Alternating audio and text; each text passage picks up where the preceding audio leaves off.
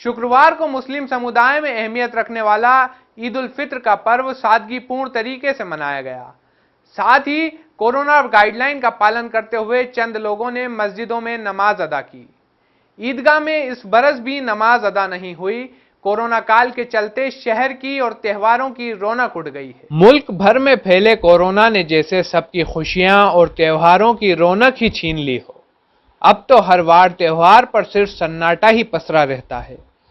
कल तक जिस ईद के त्योहार पर हिंदू, मुस्लिम, सिख, ईसाई गले लगकर एक दूसरे को मुबारकबाद देते थे, आज इस महामारी ने सबके बीच फासला खड़ा कर दिया है।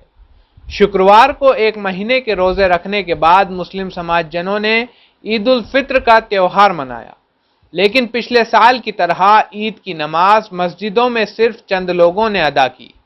पिछले वर्ष भी कोरोना के कारण ईद उल फित्र और ईद उल अजहा की नमाज मस्जिदों में ही अदा की गई थी और ईदगाह में पूरी तरह से सन्नाटा पसरा था। द लाइव एक्सप्रेस के तमाम दर्शकों को ईद उल फित्र की मुबारकबाद। कोरोना काल के चलते ये ऐसा तीसरा मौका है जब मुस्लिम समाज में अहमियत रखने वाला ईद उल फित्र के मौके पर नमाज नहीं हुई है। इससे पहले ईद उल फित्र और ईद उल अधा के मौके पर ईदगाह में नमाज अदा नहीं की गई, सिर्फ मस्जिदों में नमाजें अदा हुई हैं। जैसा कि आप देख सकते हैं, ईदगाह बिल्कुल सूनी पड़ी हुई है। तीनों गेट जो हैं ईदगाह के, तीनों गेट पर ताले लगे हुए हैं। ईद की नमाज खासी अहमियत रखती है। ईद उल फित्र में रमज़ान के एक माह के रोज़े रखने के बाद ईद उल फित्र की नमाज अदा की जाती है। ये कहा जाता है कि मुस्लिम समुदाय इस्लाम को मानने वालों के लिए ईद रमज़ान का इनाम होती है, लेकिन कोरोना काल के चलते कोरोना संक्रमण के तेज़ गति से फैलने के कारण ईद की नमाज ईदगाह में अदा नहीं होते हुए तमाम मसाजिद, नीमच की जितनी भी मसाजिद हैं वहाँ अदा की गई है। द लाइव एक्सप्रेस के लिए मेरे सहयोगी मोहम्मद आदिल के साथ मैं आलम तोक़ी।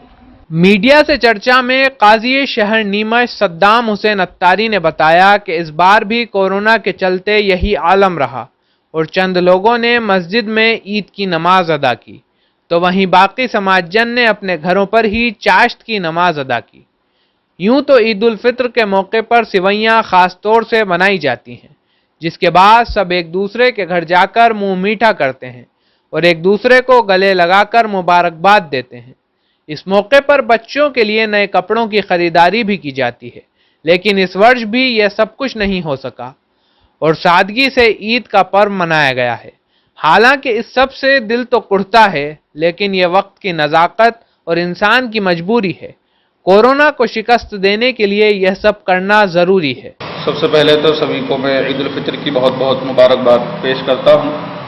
और क्योंकि ये कोरोना काल चल रहा है, अभी बीमारी फैली हुई है सब तरफ, तो इसके चलते चंद लोगों ने जो है मस्जिद के अंदर आके नमाज अदा की है। जिस तरह रमज़ान में कुछ लोग ही जो है मस्जिदों में आकर नमाज अदा कर रहे थे, और जिन लोगों ने भी यहाँ नमाज अदा की है मास्क लगा करके सोशल डिस्टेंसिंग के साथ ही नमाज अदा की गई। क्या संदेश देना चाहेंगे आप कोरोना काल के चलते? जी, संदेश यही है कि बारहा जैसा समझाया जा रहा है लोगों को कि अपना ख्याल रखें, अपने घर वालों का ख्याल रखें, बिना ज़रूरत घर से बाहर ना निकलें, बहुत ही ज़रूरी हो तभी घरों से बाहर निकलें और सोशल डिस्टेंसिंग का पालन करें। घरों के अंदर भी मास्क वगैरह लगा करके रहें और इस बीमारी के दूर होने के लिए रब ताला की बारगाह में दुआ भी करें, जैसा कि आज भी ईद की नमाज में और रमज़ान के पूरे महीने में दुआएं की गई कि अल्लाह पाक माह रमज़ान के सदक़े में, आज के इस मुबारक दिन के सदक़े में